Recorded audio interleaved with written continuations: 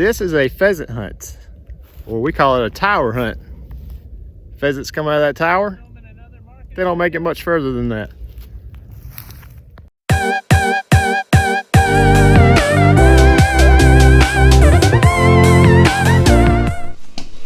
All right, episode 10. I know I said I'd get started with the wiring, but we got a piece that come in. I want to go ahead and get this done because we're still driving it around a little bit, still getting the feel of the vehicle. So I did the locking ring replacement on the back. I need to do it on the fronts because I knew I was going to do this, which is a 2-inch lift. We're going to only lift the front. In order to fit these big old 40s, we got to pick up the front by 2 inches. The back's already kind of jacked up, so we're cool. It's the slant, you know, it's the GM slant here. I can show you what I'm talking about. GM slant. See that? They all have it. I don't know why. Just did. But anyway, that's the plan today. Is both on the front, left, and right. We're going to get this lift installed, and then we can put the wheels and tires on it. It's going to be cool. Then I'm still waiting on the SF97. I don't have the title, so I can't get a tag for it. I might go get a 90-day tag, and then I've got insurance on it. So we're going to get this lift done. Hope you enjoy it.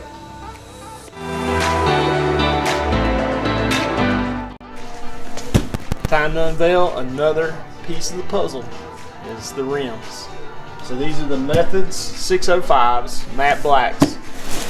So the sizing and everything, we'll go over that in a second, but the big point right here is I want to take it out and make sure it fits. Because if it don't, if you mount them to the tire, they won't take them back. So always check it, no matter if you know you got it right, still check it. So that's what we're going to do now. I'll show you what they look like in just a second.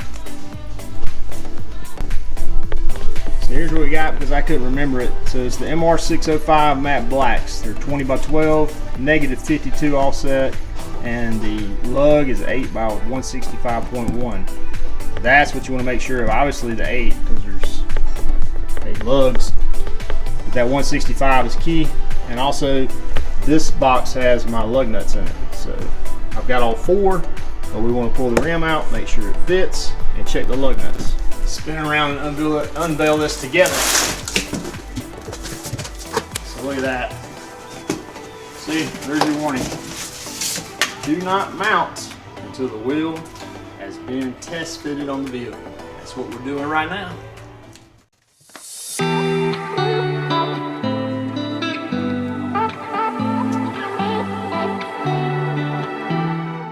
Very well packed. Bought these directly from Method Racing. Ready?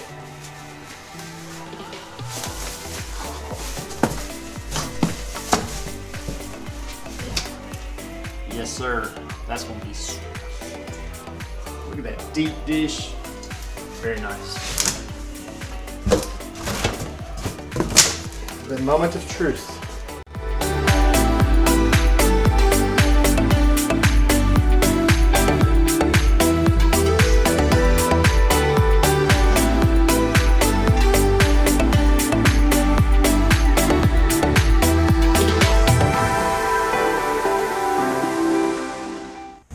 Just like a glove. Check it out.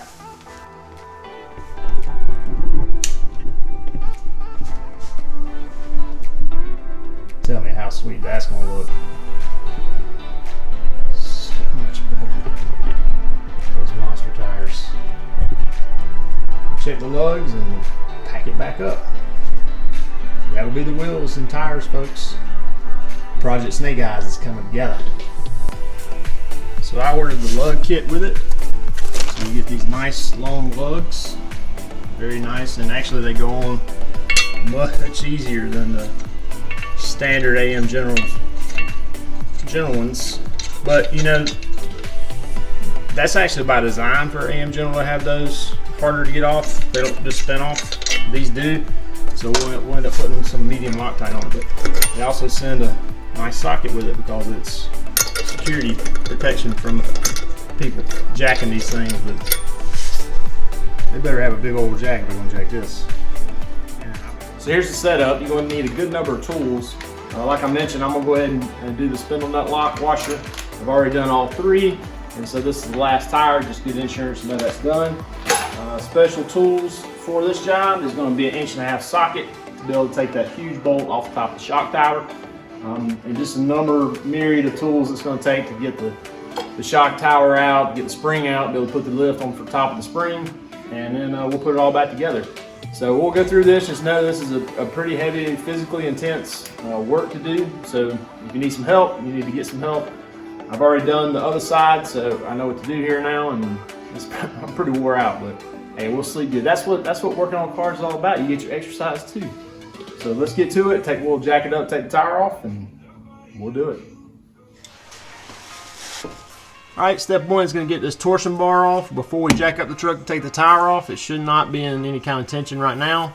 It takes a 15/16, and you're going to need a breaker bar to get it off. So what happens is, the biggest thing we got to do is get this lower control arm to come way back, and you can see my strap here. We have to strap it and pull it back in order to get the spring with the lift kit in it. So we'll separate the hub, but first things first, let's undo this.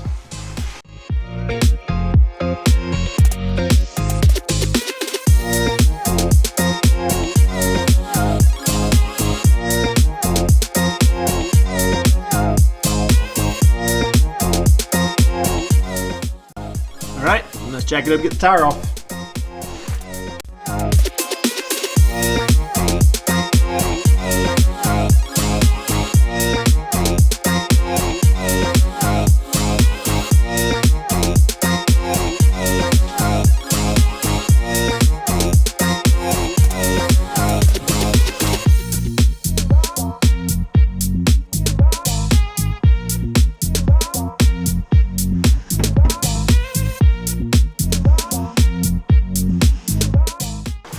Always put it under the truck for safety. Okay, didn't film the whole spindle nut replacement, but now we've got that done, back together. New gasket in there, or at least gasket maker. So the first thing I'm gonna do is get the hub assembly removed and pull it back out of the way. I found it easier to do that, and we'll strap it up to the aircraft hooks and get it out of the way so we can then take the top bolt out and let everything down and put the lift in it. So it's weird. Pay attention to the bolt patterns. They got two going this way on the hub assembly and two going down this way. It's an 11/16 nut and then a 5/8 bolt, which is always difficult. So let's pop this off.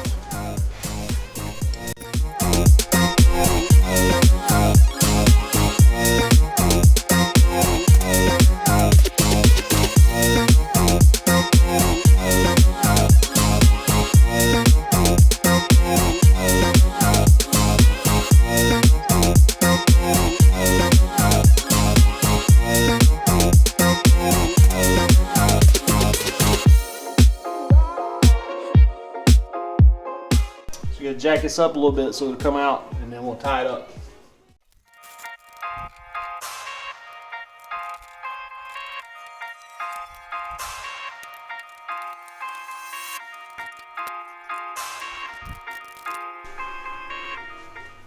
Let me show you what I was struggling with.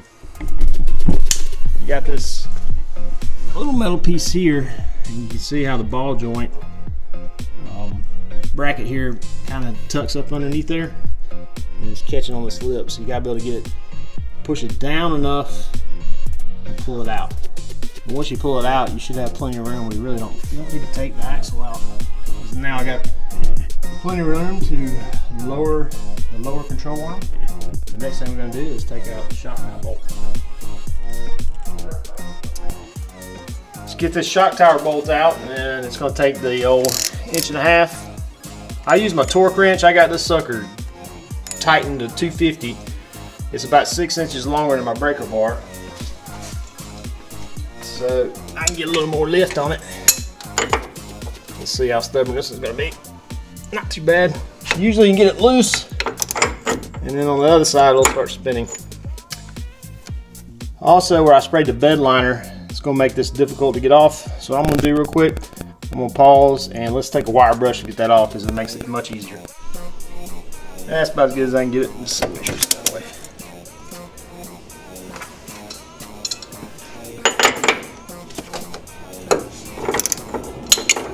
Got it right there. Start spinning. So I'll take a large crescent wrench on this side because it's got two little flat places, and this is, won't lie, this is kind of aggravating.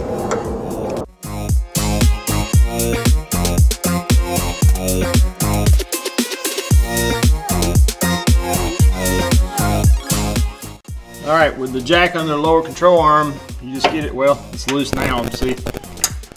When I pull this out, that frees the spring and lower control arm, so this spring's under heavy tension. This is the dangerous part. You want to make sure your life insurance is up to date, which LSX Hummer mentioned that, which is a good idea. Actually, it's not too bad as long as you keep the shock in there, kind of holds it. But as the lower control arm lowers, it gets too low where the shock won't come out, and you got to get that shock out because it won't fit with the lift on it. So here we go. Now we're going to leave this here, and I'm going to take the shock, loosen up the shock. 2 15/16. Now, my shocks are already 12,000 pounds. The 2004 M1123, 12,000 pound shocks all around. And this thing's only got 4,000 miles on it. It's probably a very hard 4,000 miles, but I just don't see the sense in replacing the shocks. They're in pretty good shape.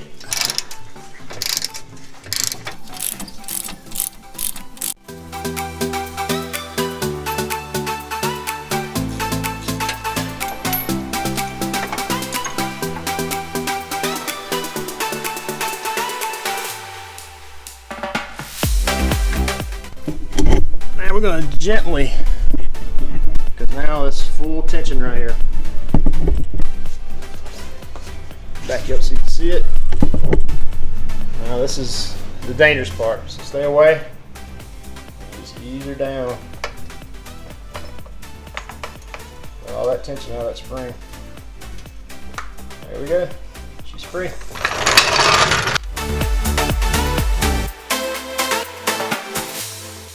Next, we're gonna pull the lower control arm down, way down, so we can get it out and put the lift in. Okay, we've got the lower control arm strap. Now we're gonna pull it back until the spring falls out.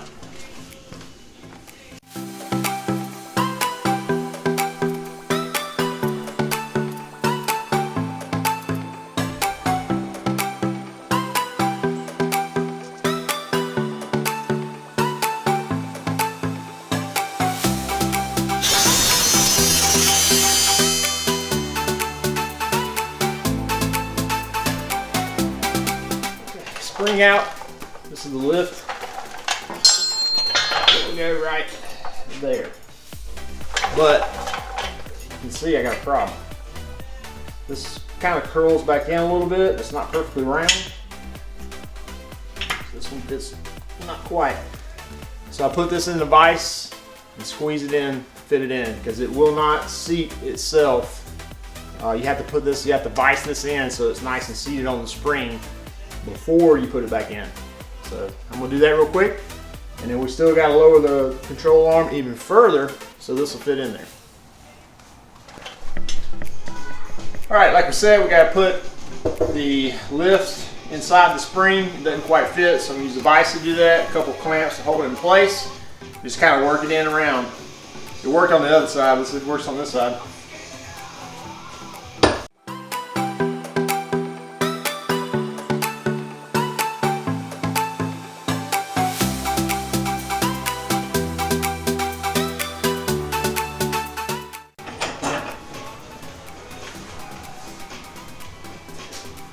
There we go, all seated. So now let's install it. So as you can see, we got to get that lower control arm further down so the spring fits on the back on here.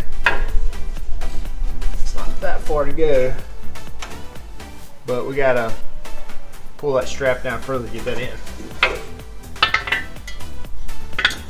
And I'm going to clean this off a little bit too. Got a lot of sand.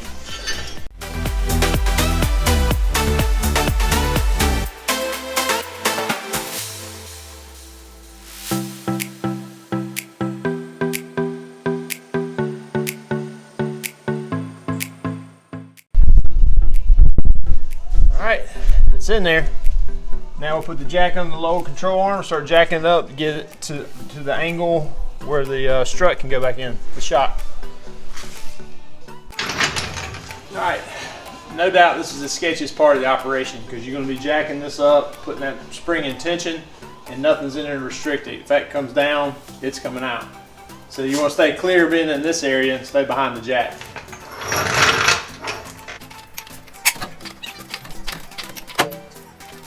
See it starting to seat? That's what you want to see, that gap closing. And my gap over there on the other side looks good too. I think so.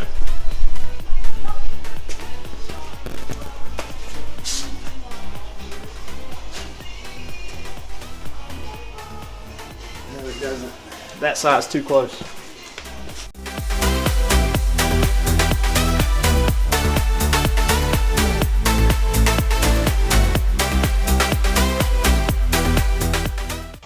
It's a coal of danger right there. So we'll slide the shock back in there, kind of help us out.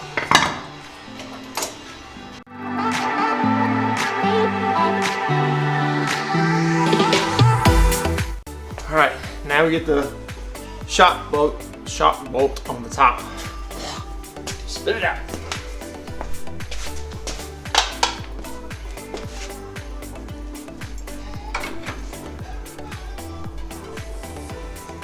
It's actually easier said. All you do is make sure the shock's all the way out.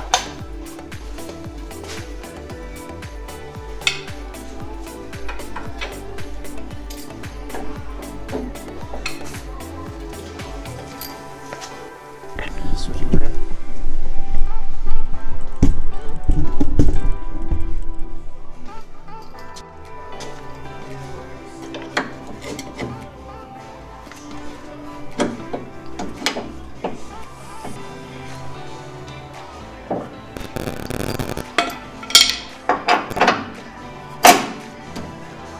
We're safe now.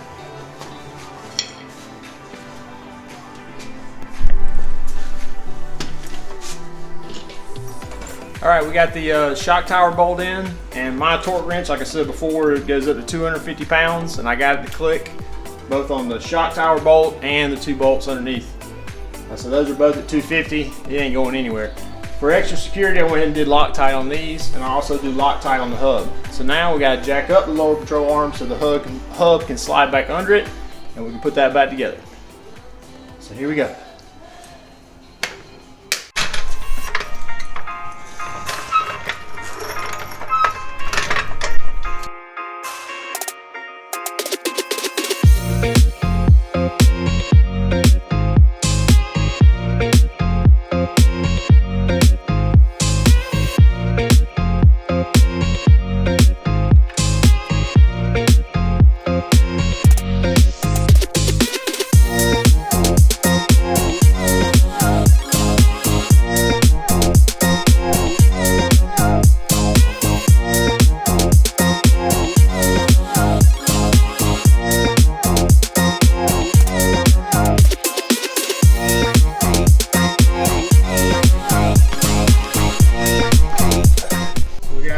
Together, everything torqued and tightened.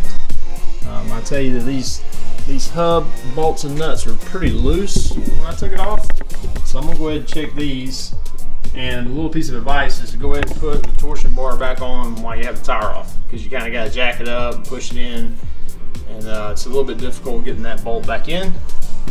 We got the lift on, so we're going to put the tire on and drop it down and see what it looks like.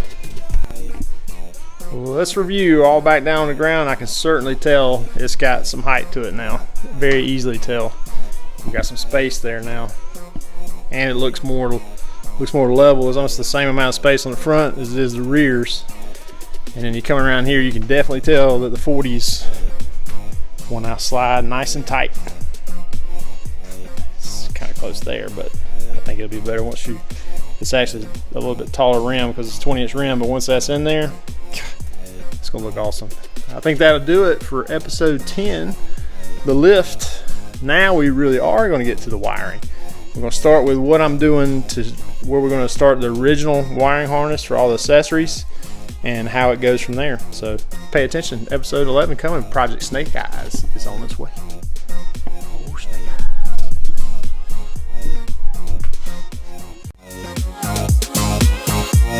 Eyes.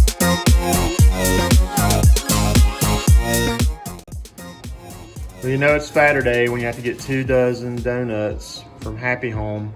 We call it Happy Home because it looks like it says Happy Home from a long way away. We don't call it Happy Home, Sluggo does. Saturday, not a paid production. This is more of an expensed education. Alright, that's good.